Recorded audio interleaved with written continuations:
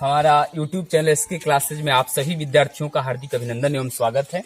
जैसे कि हम सभी जानते हैं कि इस वीडियो लेक्चर के पहले आप लोगों को प्रश्नावली 1.4 तक हम लोगों ने हल कर चुका है और प्रश्नावली 1.5 का पहला क्वेश्चन हम लोग हल कर चुके हैं। आज हम लोग क्वेश्चन नंबर दूसरा हल करेंगे। दूसरा क्वेश्चन इस प्रकार से है कि निम्नलिखित व्यंजकों में से प्रत्येक व्यंजक को सरल कीजिए। ठीक है, to simplify in every expression in flowing expression. जैसे है यहाँ पर कि 3 plus root over 3 into 2 plus root over 2। इसको आप लोगों ने बेसिक बीज गणित का गुणा सीखे हो ना, वितरण नियम पर। क्या कीजिए कि सबसे पहले इस 3 को उठा करके इसको पहले इन दोनों में गुणा कर दीजिए, फिर इसको उठाइए इन दोनों में गुणा कर दीजिए। मैंने 3 को उठा लिया, गुणा करूंगा 2 प्लस रूट 2 में। ये जब बाहर निकल चुका है तब यहाँ क्या बचेगा, प्लस रूट में 3 बच जाता। इसको भी गुणा करेंगे 2 प्लस रूट 2 में। देखिए इसको अगर गुणा करेंगे तो दोनों बिना रूट का है, तो बिना रूट यानी कि दोनों परिमेय संख्या हो गया। इसे आप सीधे गुणा कर सके हो कि 2 3 6 प्लस, लेकिन ये 2 3 6 नहीं होगा क्योंकि ये बिना रूट का है और ये रूट का है, यानी एक परिमेय है और एक अपरिमेय है। ये ऐसे गुणा होगा 3 रूट में 2। अब यही बात यहाँ पर भी, ये रूट में और ये बिना रूट का, ये भी गुणा नहीं होगा। इसको ऐसे लिखेंगे 2 रूट में 3, लेकिन दोनों में यहाँ रूट है, इसको हम लोग गुणा कर सकते हैं 3 दूनी 6। अब क्या है, ये भी इसका वर्गमूल संभव नहीं है, ये भी इसका संभव नहीं है, इसका भी संभव नहीं है। ये फाइनली यही इसका आंसर हो जाएगा। ये था हम लोगों का पहला क्वेश्चन। अब इसमें जो दूसरा प्रश्न है उस प्रकार से दिया हुआ है। दूसरा क्वेश्चन को थोड़ा सा देखेंगे। 3 प्लस रूट में 3 और इंटू दिया है 3 माइनस रूट में 3। इसको अगर हम लोग हल करेंगे तो यही काम इसमें भी कर देना होगा। निकालिए आप लोग 3 को और गुणा कर दीजिए 3 माइनस रूट 3 के साथ में। अब ये बाहर हम निकाल चुके हैं, तब यहाँ क्या बच रहा है, प्लस रूट में 3 ना, इसको भी गुणा करेंगे इसके साथ, तो 3 माइनस रूट में 3। चलिए गुणा कर लिया जाए। 3 का 9 और ये प्लस माइनस, ये माइनस, ये हो जाएगा आप लोगों का 3 रूट में 3। क्योंकि ये 3 का नाम नहीं हो रहा है, इसलिए ये आप लोगों का परिमेय है, अपरिमेय है, और ये आप लोगों का परिमेय और अपरिमेय में से आप लोगों का अपरिमेय बन जाएगा। प्लस यहाँ हो जाएगा कि 3 रूट में 3, ये भी हो जाएगा। और प्लस और माइनस ये दोनों रूट है तो हो जाएगी 3 का 9।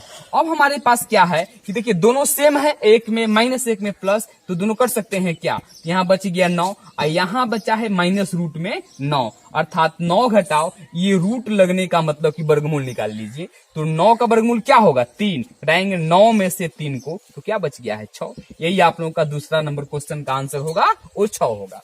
ये था हम लोगों का दूसरा प्रश्न। अब हम लोग देख लेते हैं तीसरे प्रश्न को। तो जो तीसरा प्रश्न है वो यहाँ देखिएगा, बहुत इजी है। तीसरे नंबर पर क्वेश्चन कहा है ऐसे, जैसे दिया हुआ है कि 5 और रूट ओवर 5 आप प्लस रूट में 2 का होल स्क्वायर है ना। देखिए ये होल स्क्वायर लगने का मतलब ये हो गया, इससे आप 2 चांस तोड़ सकते हो। अर्थात कहने का मतलब कि 5 प्लस रूट में 2 इंटू हो जाएगा और रूट में 5 प्लस रूट ओवर 2। अब गुणा करिए सिंपल जो पहले करते थे, रूट में 5 को उठा लूंगा और गुणा करूंगा रूट 5 प्लस रूट में 2 को। अब इसको उठा लीजिए रूट 2 को और गुणा कर दीजिए रूट में 5 प्लस रूट ओवर 2 को। गुणा करेंगे पर दोनों अब अपरिमेय है, गुणा करेंगे रूट ओवर 50, ये 25 हो जाएगा, प्लस ये हो जाएगा रूट ओवर 5 दूनी 10। अब यहाँ चलते हैं हम लोग 2 5 ये भी 10 हो जाता और हो जाएगा आप लोगों का रूट ओवर 2 दूनी के 4। देखिए रूट लगने के मतलब ये हो गया कि अगर ये 25 है तो इसका वर्गमूल क्या बन जाता, 5। आप प्लस, देखिए इसको हम लोग प्लस यहाँ प्लस लगा लीजिए। ये 10 और 10 20 नहीं होगा क्योंकि यहाँ 1 है और यहाँ 1 है, ये करणी का जोड़ है, तो 1 और ये 1 हो जाएगा 2 और ज्यों का जैसे मान लीजिए कि आप जोड़ते वैसे ना कि 1 प्लस x, यहाँ भी 1 और यहाँ भी 1 हो जाता है 2x ना। ऐसे ही 1 और 1 ये 2 हो गया, रूट 2 को यहाँ पर बैठा लेंगे। और 4 जो दिया हुआ है, 4 का वर्गमूल क्या होगा, 2।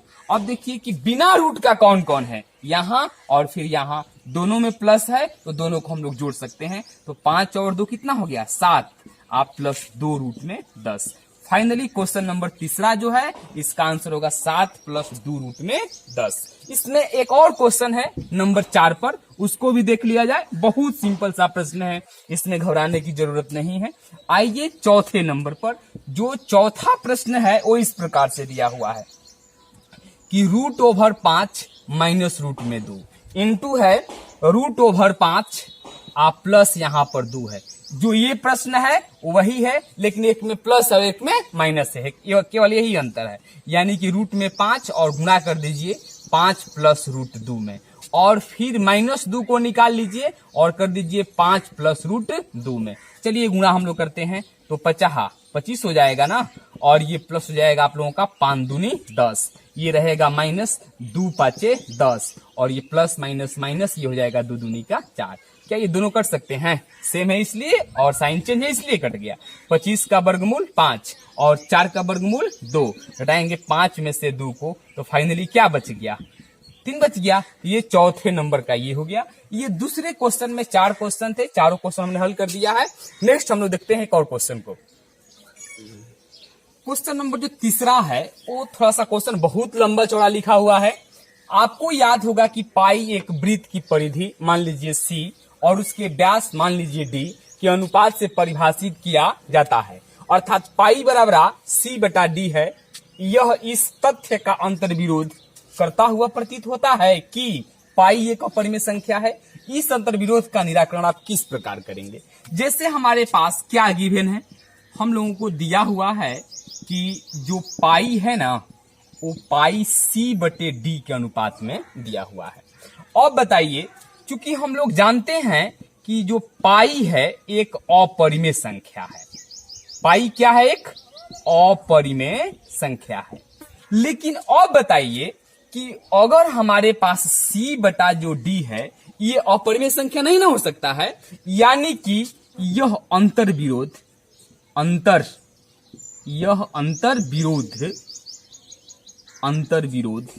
नहीं करता है। अंतर्विरोध नहीं करता है क्योंकि अगर हम किसी वृत्त की परिधि को अगर हम मापेंगे तो जो उसका माप आएगा वह एक परिमेय संख्या का सन्निकट होगा, माने परिमेय संख्या का नजदीक होगा। तो अपरिमेय तो होगा नहीं। आई कह रहा है कि नहीं, ये अपरिमेय संख्या होगा, इसलिए यह अंतर्विरोध नहीं करता है। क्योंकि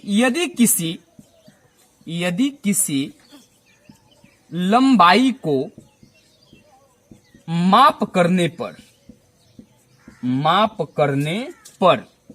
वह परिमेय संख्या का सन्निकट होता है। खड़ी पाई। इस प्रश्न में ज्यादा आप लोगों को विशेष नहीं सोचना है। ये कह रहा है कि पाई अपरिमेय संख्या है तो C/D भी अपरिमेय संख्या होगा, कोई जरूरी नहीं है। इसलिए मैंने लिखा हुआ है कि अंतर्विरोध नहीं करता है। क्योंकि मान लीजिए कि हमारे पास ये कोई वृत्त हो गया और इसको मैं यहां से नापना शुरू करता हूं तो जरूरी नहीं है कि जहां भी आएगा वो परिमेय होगा, वो परिमेय भी हो सकता है, परिमेय के नजदीक भी हो सकता है, इसलिए ये अंतर्विरोध नहीं करता है। ये खासकर जो क्वेश्चन है ये थ्योरेटिकल क्वेश्चन है, इस पर ज्यादा हम लोगों को परेशान होने की जरूरत नहीं है। इस प्रकार से जो तीसरा क्वेश्चन है ये समाप्त होता है। इसमें 2 क्वेश्चन और बच रहे हैं जो नेक्स्ट वीडियो में आप लोगों को मैं प्रोवाइड करा दूंगा। तब तक आप लोग वीडियो को देखिए, शेयर और सब्सक्राइब करना मत भूलिए। Bye bye.